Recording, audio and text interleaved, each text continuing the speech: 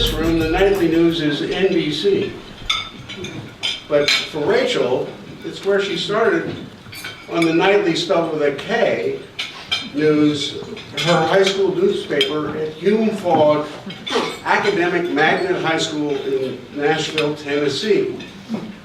The nickname, of course, is the Blue Knights. But she's moved on. She went from there to college in Oregon, at the University of Portland, where she was the editor-in-chief of the student newspaper, The Beacon.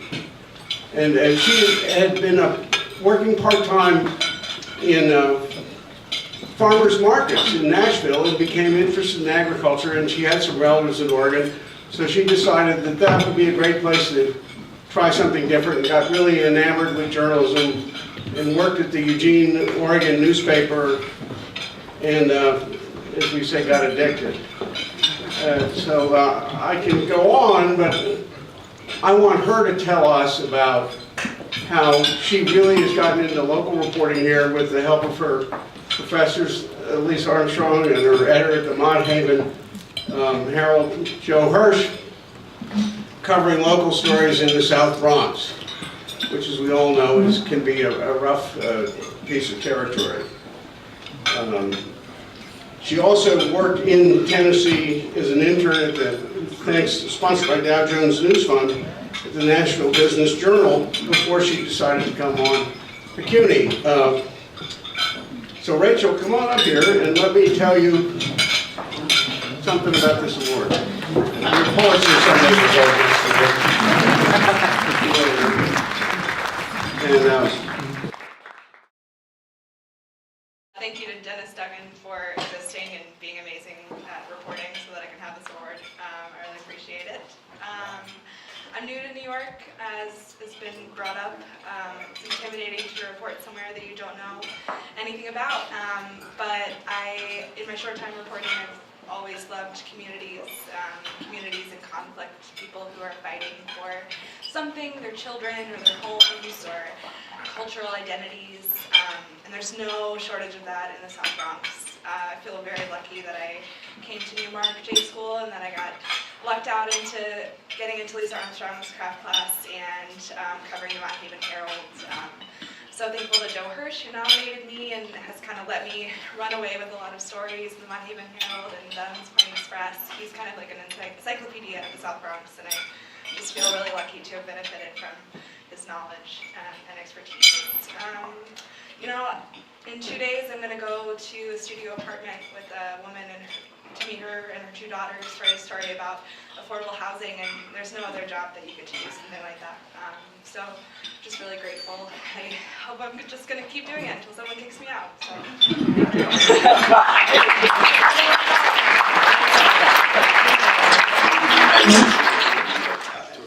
2 days before Christmas in 1968, Peter Kiihs was already in the front row of reporters, an honorable spot alongside Homer Bigger and Bob McFadden, today himself a veteran Silurian, who in 1984 would write the obituary of the great man whose name we're honoring today. Mr. Kiihs, Bob wrote, uncovered human dramas behind grab statistics and ponderous reports. His best stories focused on immigrants, the poor, sooty firefighters, anyone snared in webs of bureaucracy, with an awe-inspiring eye for color and detail. He was, by nearly every standard of journalism, an ideal reporter, thorough, fast, tenacious, and objective, with an encyclopedic memory and the ability to write with speed, grace, and a towering calm against a deadline. But this award in Peter's memory is more, a tribute to another dimension of Peter Kiihs, his unquestionable desire to pass along the essence of his craft to the next generation. I recall once in my early days, George Barrett, the Night City editor, sent me along with Peter to find a Latino family who might illuminate a story Metro was working. We knocked at one tenement door, and a suspicious young woman opened it a crack. Peter launched into a torrent of Spanglish, the language of New York streets. The young woman broke into a smile, and for the next hour, Peter proceeded to draw from her the essence of her story. Sometimes, he said to me as we were walking back to the subway afterwards, you just have to learn to speak the language. Today, we're privilege to honor a journalist whose career stretches as long into New York's past as Peter's did. A veteran street and city hall reporter for WCBS Newsradio, Rich Lamb has no doubt as many stories to tell as Peter, and has helped so many of his young colleagues along the way as well. Rich's 41-year career with WCBS began with a Sunday trip to Coney Island in February 1978 to cover the local polar bear club and their annual icy dip in the Atlantic. A story he still recalls phoning in from a greasy yellow phone in the kitchens of Nathan's, balancing on a floor so slippery he could barely keep his footing. And imagine, he still calls hot dogs and hamburgers his favorite food. Anyway, he went on from there to travel the world with Ed Koch in Nicaragua, Pope John Paul II in Havana and Rome, and the election of his two successors, Benedict and Francis. He was on the scene for two subway strikes in 2005 and in 1980, my own last big story for the Times. Along the way, there were the bombing of the World Trade Center in 1993 and its destruction on 9/11. He's been there for every mayoral, gubernatorial, and presidential election since 1978, not to mention the utterly innumerable murders, fires, blackouts, and parades, all the stuff of life as a hack on the street of New York. So today, it's my privilege to join with Peter's beloved son, Eric, to present the 2019 PETER KIHSS Award to Rich Lamb.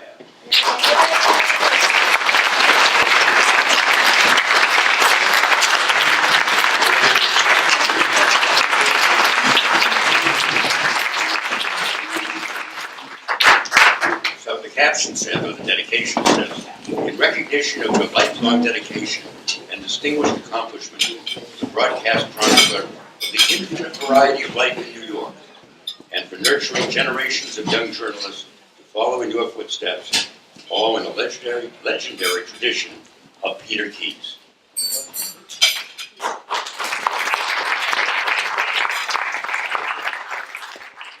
David, thank you for that overly generous introduction. I mentioned that I was going to say that to David, and he had to rewrite the whole thing. He was going to be truthful the first time. Also, I want to thank my dear friends and colleagues for taking the time to be here. I want to thank and acknowledge my brother Bill and sister-in-law Cheryl. They've come down from Cape Cod for this, the idyllic Cape Cod. And I want to thank the love of my life, my wife Peggy. I met her through one of my interns, which does tell you that I do love interns. Now, Peggy is known as Dr. Dolan in the Westfield, New Jersey School District, and I thank her for always being in my corner. But I want to tell you, you may have seen Superintendent Dolan quoted in a number of recent news stories about the late Westfield High School principal, Dr. Derek Nelson, who died at 44 after an operation to donate his bone marrow to a 14-year-old boy in France.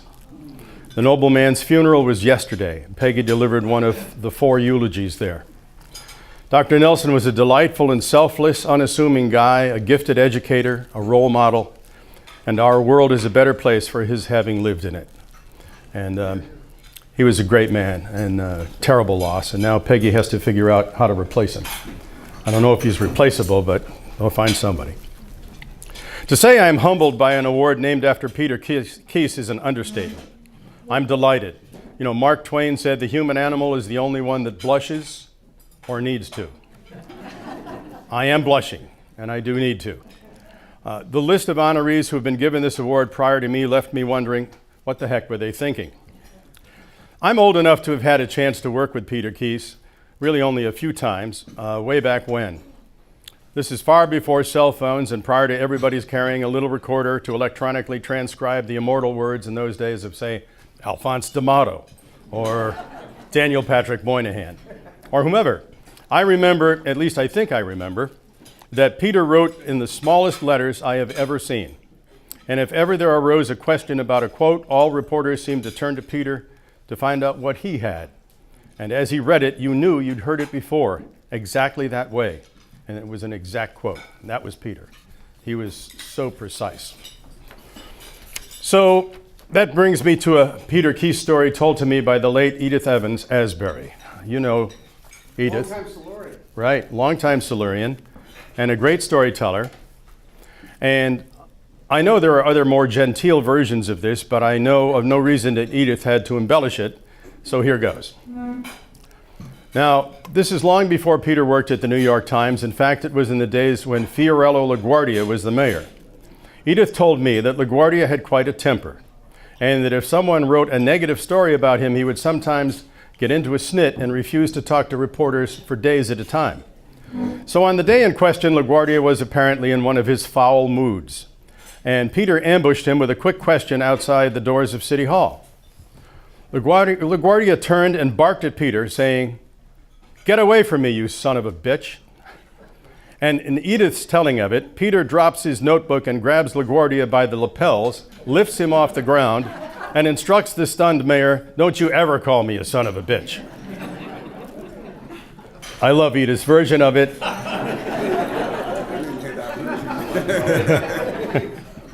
So I started my radio news career at WEXL, a small station licensed to Royal Oak, Michigan, whose air motto was "Hillbilly and proud of it."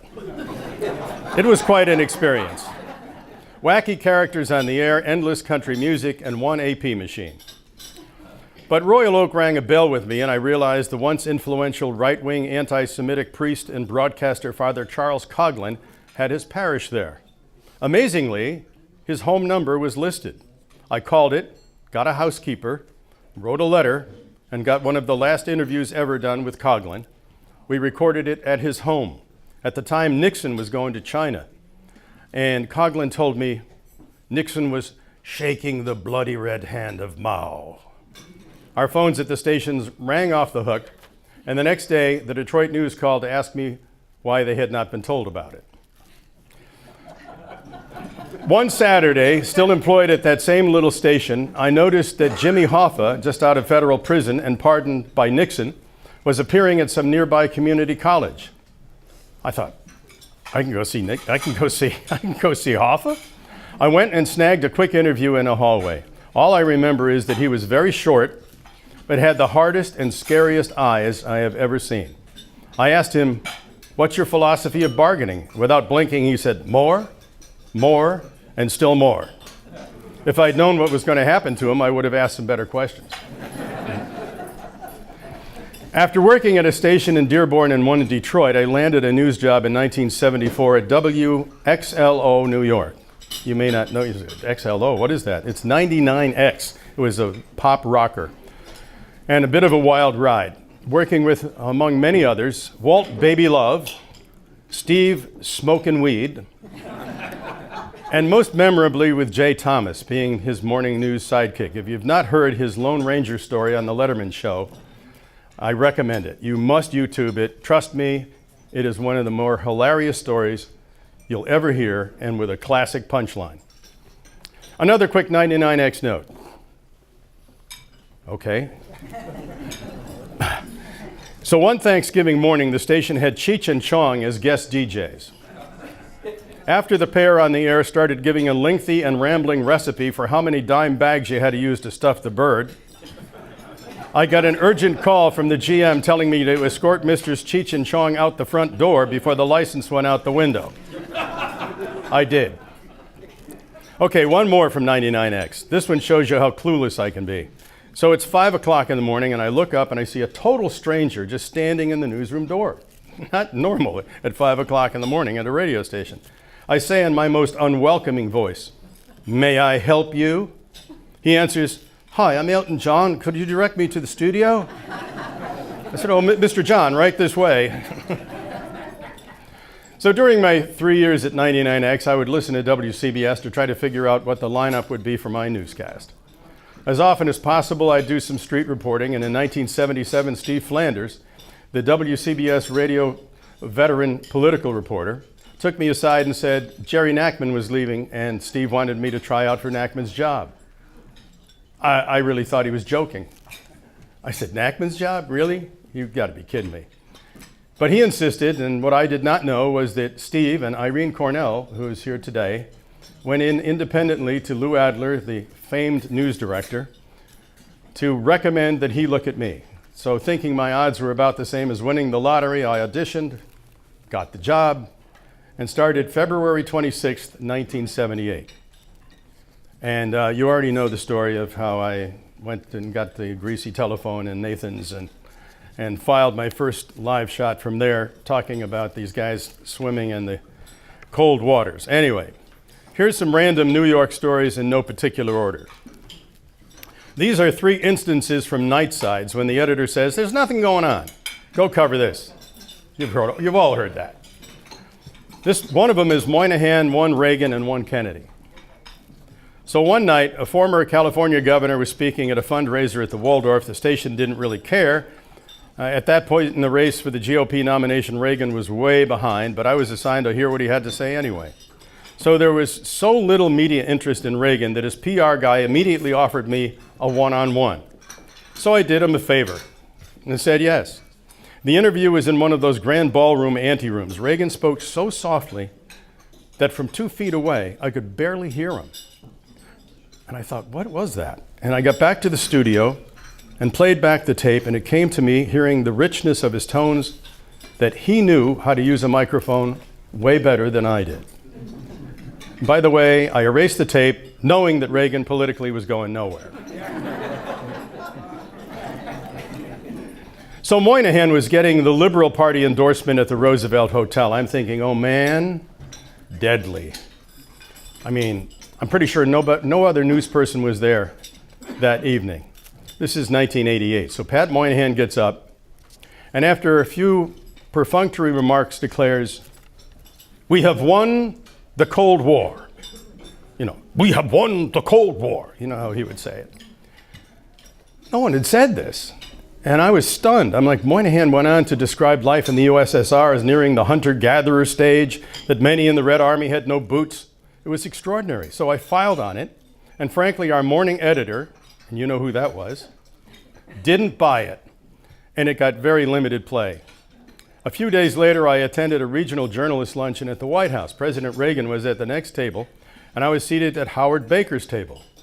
As things were winding down, I just told Baker sort of offhandedly what Moynihan had said. He looked dumbfounded. He said, Pat Moynihan said that? A few days later, the White House, presumably after checking with Moynihan, adopted the line. On another night, this time in 1980, when the producer said nothing's going on, the assignment was to cover Ted Kennedy at an East Side hotel. He was trying for the Democratic nomination, if you remember, at that time. And the first sign was he stopped eating ice cream. That's what his aide said.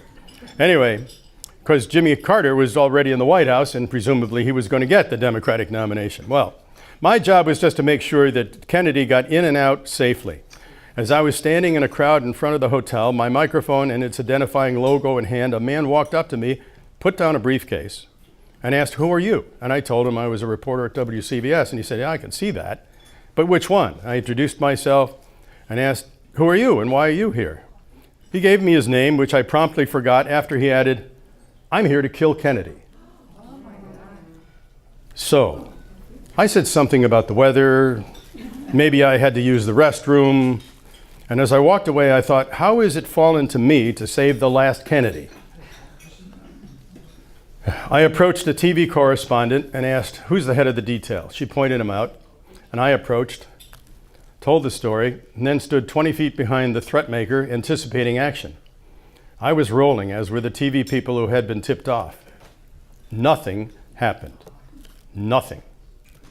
I was relieved, but embarrassed that I had taken this guy seriously when I thought no one else apparently did. Just then, the head of the detail approached and said, you want to know what we did? I said, I didn't see anything. He said, good. He said, we put a guy in front of him, one behind him. We gave him a rolling pat down, kept an agent behind him in case he reached for the briefcase. I said, why didn't you just grab him? The agent said, we wanted to protect you. Pretty cool. For years, I did a regular broadcast with Mayor Giuliani. Possibly the most embarrassing moment, no, really the most embarrassing moment came after the mayor had cut off funding to the Brooklyn Museum due to a public flap over a controversial project involving elephant dung and an image of the Virgin Mary. You may remember this. A caller who had disguised his intentions to the screener said something along the lines of, on the air now, says, How can you sit on your high horse in judgment of art when you nightly fornicate in Gracie Mansion with a woman who is not your wife? Giuliani went white with rage and said, "Jerk." Judy, who unfortunately had been in the studio, ran out with her hands over her face. I said, "Mr. Mayor, shall we take a commercial break?" He said, "No, give me the next caller." Vintage Giuliani. Okay, let's lighten it up a bit and speak of the funeral of Terence Cardinal Cook. One of the best stories I am sure ever told at the funeral rites for any cardinal anywhere came from Bishop Patrick Ahern. Ahern was at one point being the chauffeur for Cardinal Cook. He said it was about midnight and they were somewhere in Westchester when the car began to sputter, then ran out of gas. An embarrassed Ahern told the Cardinal, "Eminence, we're out of gas." Cook pointed to a nearby gas station and said, "Pull in there." Ahern said, "But they're closed." Cook, who was born in Manhattan but grew up in the Bronx, insisted, "Pull in." Ahern said he and the Cardinal got out of the car and Cook told him, "Look, in every one of these hoses there's a pint of gas." As the two clerics drained the hoses into the car, apparently pushing the vehicle between the pumps, the thought occurred to Ahern, what if some cop comes along and finds the Cardinal Archbishop of New York and another priest stealing gas from the hoses of a closed gas station? It didn't happen, and they made good their getaway. So on another night when not much was going on, George Cornell, a famed AP religion writer and Irene's uncle, broke the story that John J. O'Connor would be the new Archbishop of New York. Cornell quoted the papal nuncio, so it was pretty good stuff. I drove overnight through a snowstorm to Scranton, Pennsylvania, where O'Connor was bishop, and waited to ambush him outside St. Peter's Cathedral there. So, asking a half dozen priests, "Are you O'Connor?" and being laughed at, I saw somebody emerge at 7:50 a.m. from the rectory with Pete Finn, who worked in the communications office at the New York Archdiocese. I said, "That's got to be O'Connor." You know, I figured it out. So I said, when he walked over, I said, "Excellency, please, a few words for our New York audience." He said, "Sorry, the Vatican has barred me from speaking until 8 a.m., and I have to say this Mass." It was about 10 of. I said, "I won't use it till 10 after." He said, "Shoot." That gave me the quick first impression that this priest was different from any I had ever met. By the way, we shared a birthday, January 15th, with the Reverend, of course, Dr. Martin Luther King Jr., and every once in a while, O'Connor would call me at work to wish me a happy birthday. And I remember one time one of the desk assistants said, "There's some guy who says he's the Cardinal on the phone." Sure enough, it was the Cardinal. He said, "Are you working?" He said, "Yeah, I'm working too. Bye." Speaking of archbishops, I remember watching Fulton J Sheen at the 100th anniversary of St. Patrick's Cathedral. A phalanx of speakers had preceded him. All in the congregation were probably thinking, as was I, that everything had been said, and it had been. I actually felt sorry for him.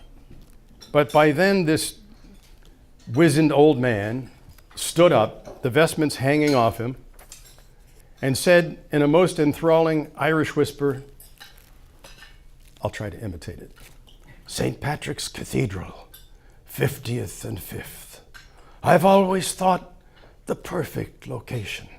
On the one side, Atlas, bowed and broken by the burdens of the world, and on the other side, the spires of St. Patrick's pointing to the heavens." There came a loud cheering and a standing ovation as though a clerical Babe Ruth had pointed and delivered.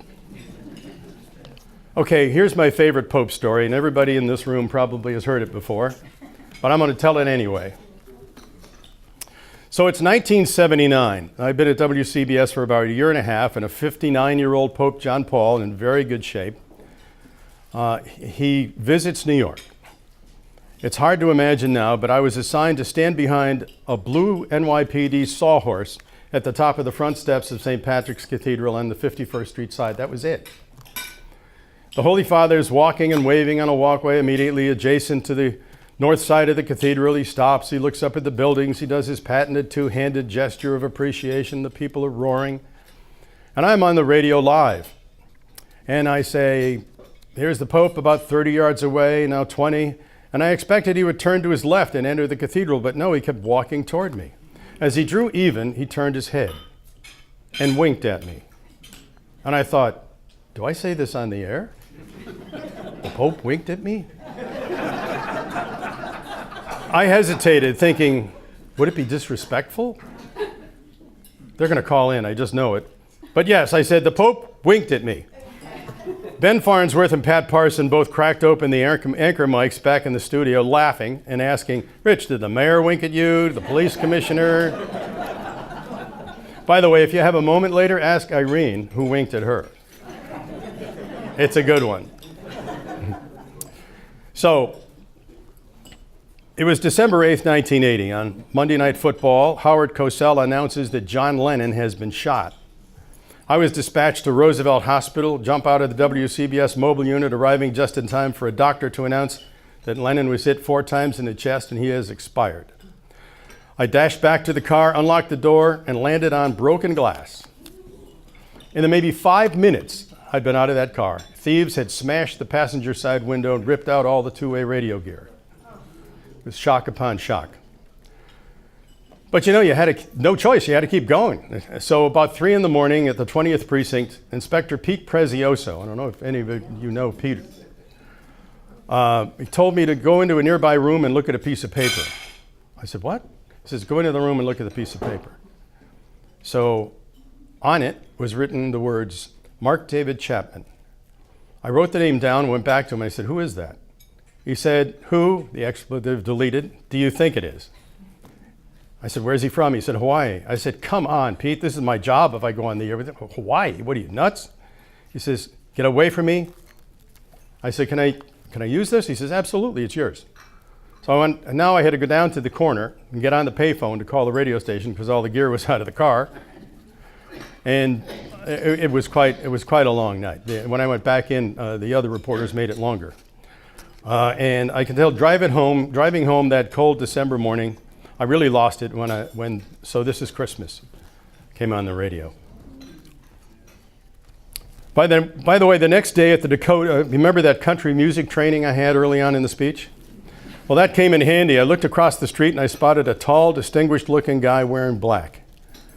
And I walked up to Johnny Cash, who said he'd be happy to speak about the genius of John Lennon, and he did.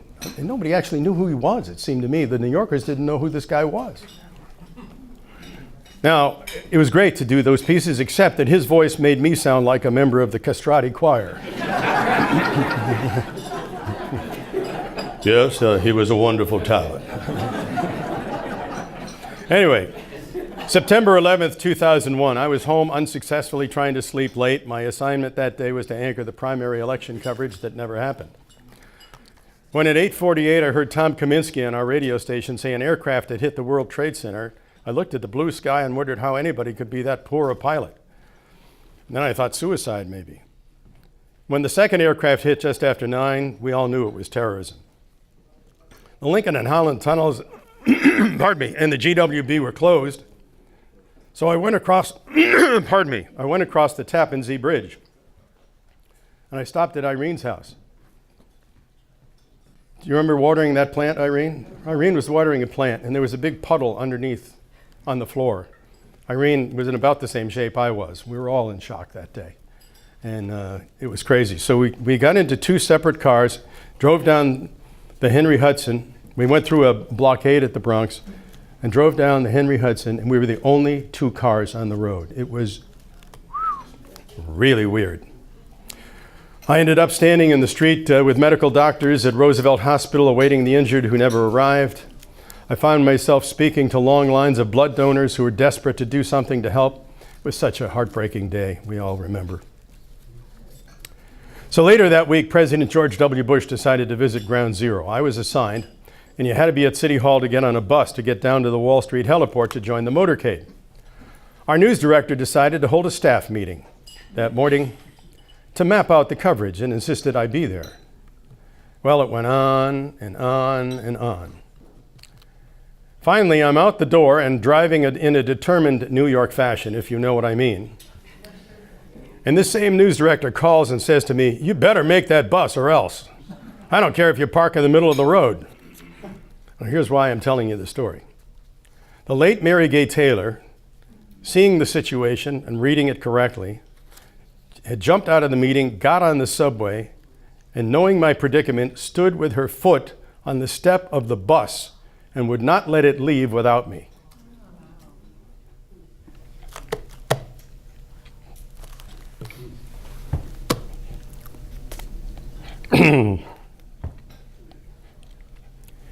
When we got to ground zero, a state cop I knew said, "Rich, stand here."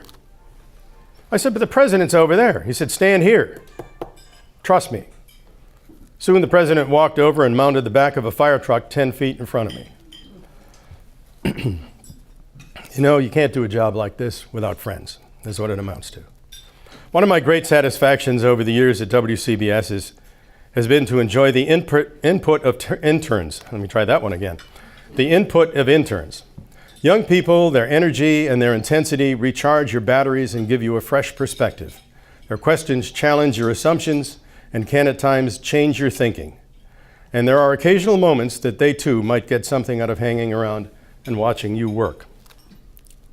Again, you can't do this job alone. You can't do it, at least in my case, without friends, without colleagues to give you a fill, without support from your family, without an often unwarranted confidence in your own abilities, without vast quantities of good luck. I've been so very lucky and so blessed to have had so much support from so many for so long that it really is a debt that cannot be calculated or repaid. I owe all of you here and multitudes who are not here my unending gratitude and thanks.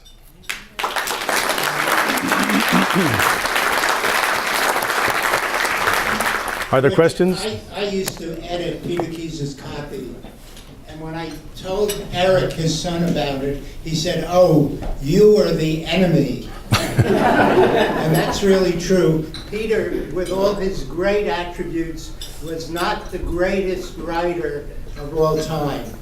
Maybe one of the greatest reporters, but not the greatest writers. So a little editing here and there came in handy.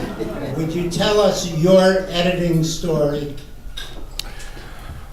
I wish I had one. You know, we don't have editors anymore, except Jane Tillman Irving, who, when she was working inside, was one of the few people who would catch grammatical, syntactical errors, you know, subject-predicate disagreements, and was not shy about letting you know about it. And not only that, but she knew a lot about architecture and taught me an awful lot about that too. She was amazing. But we used to have editors, and we used to have engineers. We had 50 engineers when I arrived at WCBS. Now we have 1. Editors, nada. I don't know how many there were. I was never there I was never edited by anybody, which is really too bad when you really think about it. It's nice to get input from somebody else, and of course, Peggy's my editor now, and Okay, that's Rich, very helpful. We have a question here from a lady named Jane Tillman Irving who claims to know you. And amazingly, I had not heard so many of those stories after all these years. Well done, Rich. We're supposed to be in a book that Peggy wants me to write, and I'm not going to. Remember what Danny Meenan said, if you want to get paid 9 cents an hour, write a book. Right, Irene? My question is about local news. There is so much of it disappearing in so many different ways. I wonder what's your take on the future of reporting at the very most local level, the level that has to do with your suburb, your block, your community. You know, Jane is the president of the New York Press Club, by the way. You should know that. And obviously, she's a lot more serious than I am about this business. You know, I don't like what's happened at the Daily News. I don't know whether anybody does. But you see some efforts online now that they're trying to do hyper-local news. So there's a little bit of that going on. I understand the community newspapers are making money. They're still the ones making money. Bigger newspapers are tough. They've got the union contracts, they've got circulation problems, and Some cases are just online anymore. I'm not enthusiastic about what the internet has done to brick and mortar stores and to the media business. I think there used to be a vice president who took credit for inventing the internet, didn't he? But I don't think anymore, listen, there's a lot to be, who doesn't love Google? Who doesn't love to be able, it's better than memory, right? And that's the unfortunate thing is now you can look anything up and you don't really have to remember it, just put a keyword in there. But on the other hand, it's very handy. I don't know, the news business is in tough shape, I think, in a lot of cases, and salaries are it's hard to make a big buck anymore. I think the days of 2 million circulation are over for newspapers, I'm not saying anything that, everybody in this room knows the facts. I don't think I'm breaking any news here to anybody. It's just, I'm not happy about what's happening to local news and sometimes national news. Rich, over here, over here. Where are we going? Over here. All Hi, right. Rich, as you know, light of snow. Yeah. And I remember, and I say it very often, how wonderful you were to me and how kind you were and how helpful you were when we were at WXLO. And I wonder what you tell people breaking in now. You know what I tell them is, you'll never be bored. That's not really true either, is it? So sit through a 90-minute news conference someday with the present occupant of Gracie Mansion. Pardon me, did I say that?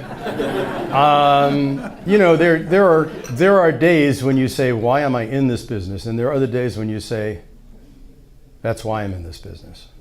And I think it's true of any profession. I'm sure that Peggy could talk all day about teaching and what the benefits are, but also there's some hard things about it. It's difficult to remember everybody's name in a classroom. Today, though, I do say, you will never be bored. You'll learn a lot, and go through a cemetery and look for a bank balance on a tombstone. If that's your goal, yes, you won't find one there, but if your goal is to make a ton of money, get on a Wall Street, and then probably you'll come back. Because people hate working down there from everything I've heard, except the money. Over here. Hi. In classrooms now in universities and graduate programs, radio is taken off. Television is slipping. In the American public, radio is doing better than television or broadcasting. Do you know why? Yeah, probably podcasting has a lot to do with it. I'm not sure that where do all of those numbers come? I'd like to know where those numbers come from. I'm very interested to know. I think that I think we're still making money. All the stations in the group, I think, are making money. And I know that that's not true of some of the papers, but I can't, I don't know how to explain if TV is slipping in graduate, what, people don't want to be in television? In general, across the country, television is not as strong as radio. Tony, what do you think?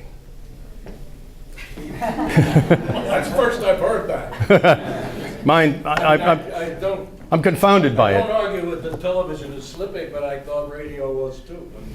Yeah, I don't know. We're all on Nathan's floor. It's a very greasy place to be these days.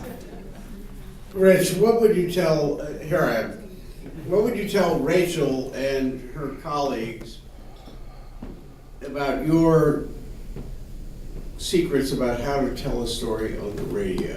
What do they really need to know? You have Byrne blocked, your left. He's written some great books about it. Just listen to Irene Cornell tell the story. That's good, but that's not the right answer. I completely agree with you.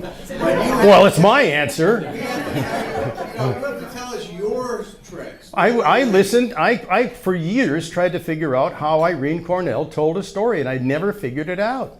Finally, I squeezed it out of her. There was a little bit of waterboarding involved. She finally told me what it was, but she told me if I ever say it, she'll have to kill me.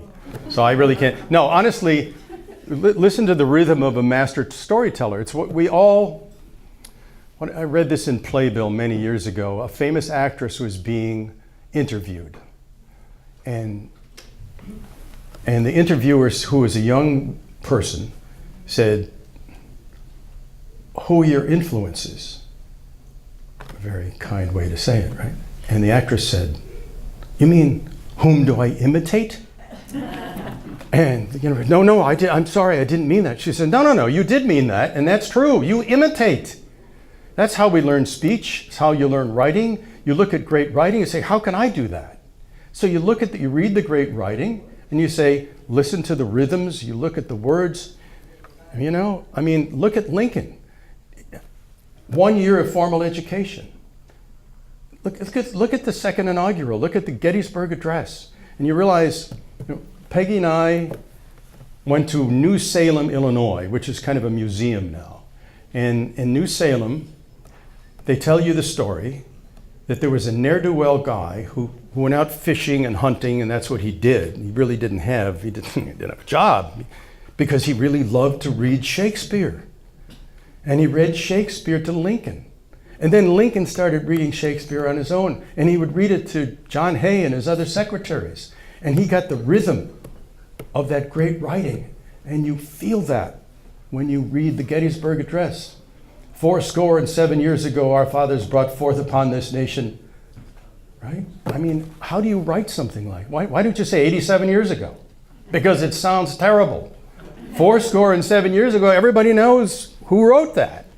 So, but I think the creativity and the imitation, it's all a piece, in my view. Oh, I was going to say, Rich, one of our unending battles at WCBS was for an extra second or two.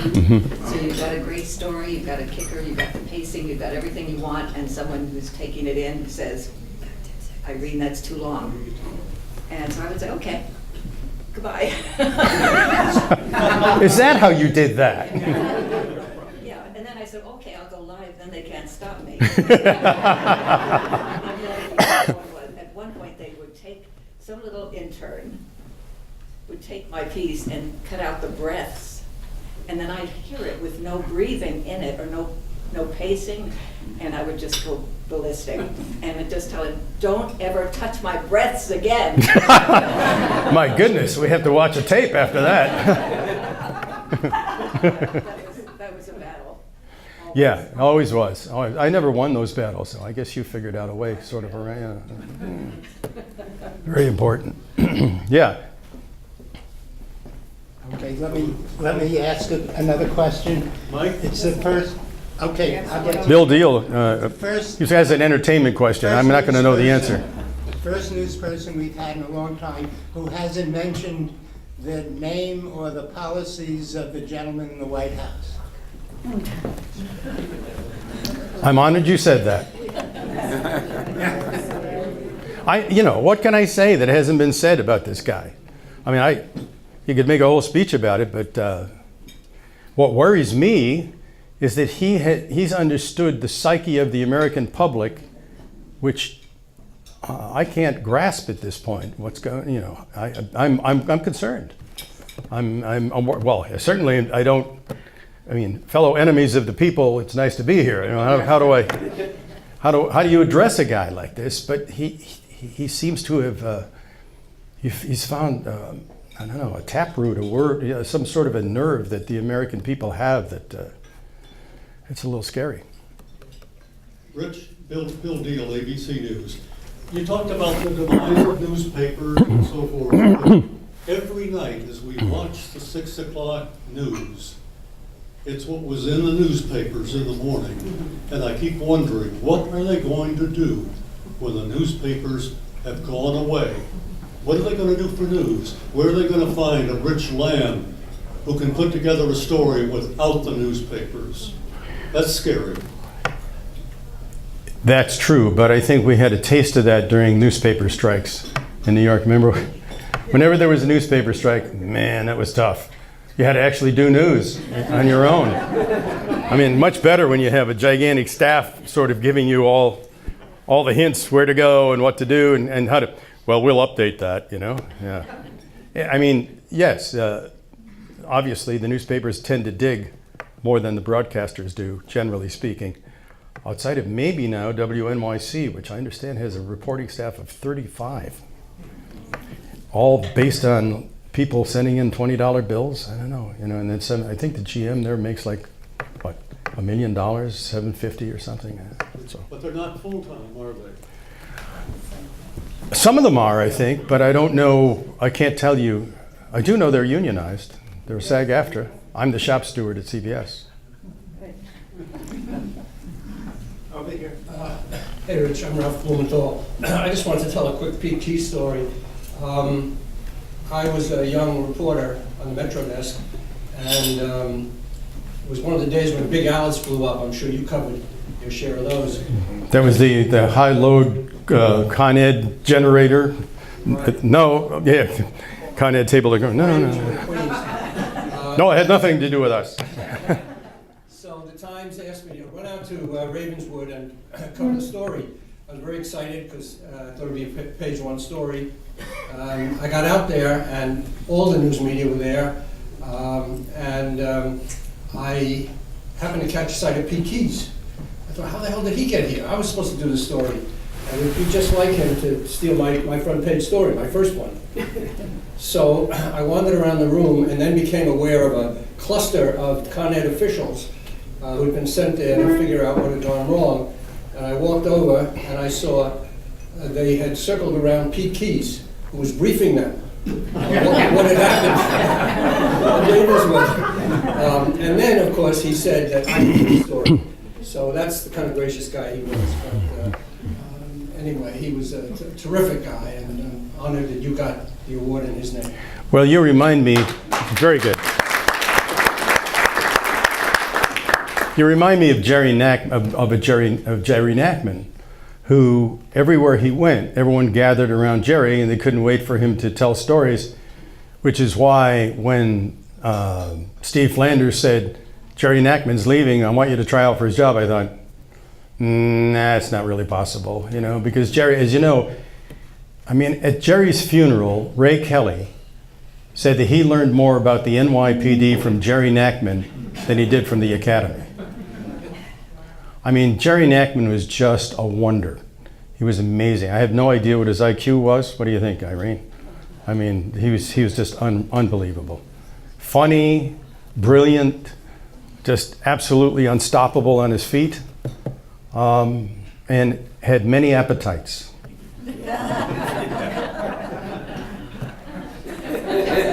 If you knew Jerry, you know what I'm talking about. Jerry spoke here a number of years ago, and you've been even more engaging.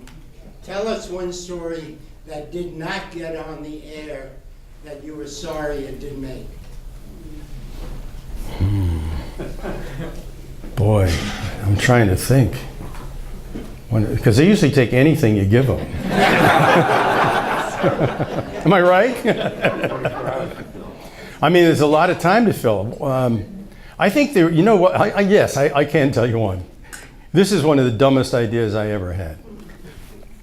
So we had a heat wave, a horrible heat wave going on. And it had been going on for weeks. I don't remember what year it was.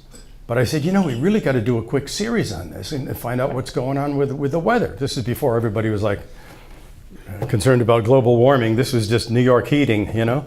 I think it was like baked apple headlines and stuff like that, you know. And so I go running around and I get all these scientists and I put this thing together. I think it was going to be 3 or 4 pieces. And of course, as soon as I got it together, it went, whew, it cooled down. It was all over. There was no point. You know, I'd done all of this work. It's just a dumb story idea.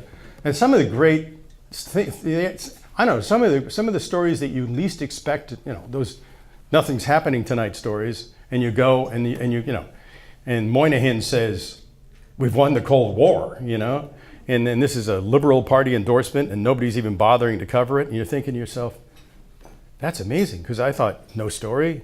Is this going to be ridiculous? I'll come back and I said Mike Callahan. In those days, you could say there was no story and they wouldn't bother you. But, you know, it turned out to be a really good story that someone else in the morning decided wasn't much of a story because he knew more about international relations than the rest of us. I know Irene Cornell never has, but has Donald Trump ever lied to you?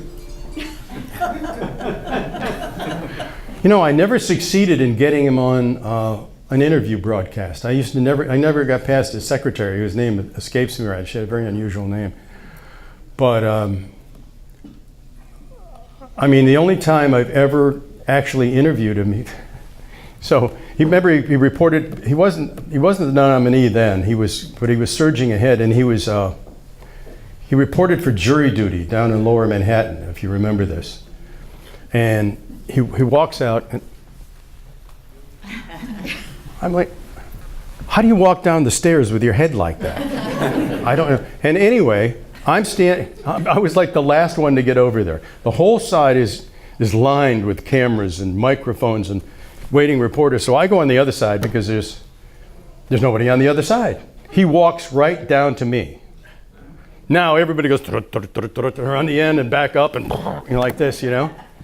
And it was just like, so what did you talk about in the jury? You know, it's just stupid stuff. So he may have lied to me, but it was not worth. I put it on the air, but I don't even remember what he said. He just said he didn't do anything. No. No, he did not wink at me. But apparently he doesn't know where his father was born. Did I read that? He thought he was born in Germany, and he was actually born in the Bronx, right? Is that right? I don't. Maybe I'm confused. Over here, Rick. Hi, Rich. Graciela. Is there a story that you haven't forgiven yourself for? And I'll tell you why I asked that, because there's one little thorn in my brain. And I was producing the newscast one evening, at 10 o'clock news one night, and my reporter came to me. Governor Rockefeller had died. My reporter had a tip that he had died in the arms of a lady, and he wanted to go check it out. But I had a half-hour show to fill and no other reporter, and I said, no, you cannot do it. And said no to him, and we went on, and I sent him on to do the triple murder in the Bronx or something. The reporter was John Miller. And we do know what happened to us. To this day, I've never forgiven myself for that. Is there one story that's a little thorn in your brain like that, or am I the only one? No, you're not the only one, but I must have sublimated all of that bad stuff. I can't come up with one, but you know, it's really kind of funny, and I can't remember her name now, but the woman in question, one of the two women in question, in that Rockefeller story, Megan Marshak. You know, I met her on the roof at the Vatican. I'm like, she walks up, and I know who she was. She says, "Hi, Megan Marshak." I'm like, I must have like completely stunned because she laughed. I'm thinking, oh, what a strange place to meet Megan Marshak, right? But anyway, nothing further. Rich, final question. Who is the most decent human being you've met in all your time in the news business? Public figure. Public figure? Yes. Couldn't be a reporter? Yeah, pick a reporter. Both. Steve Flanders. Hands down. Okay, in public office. In public office?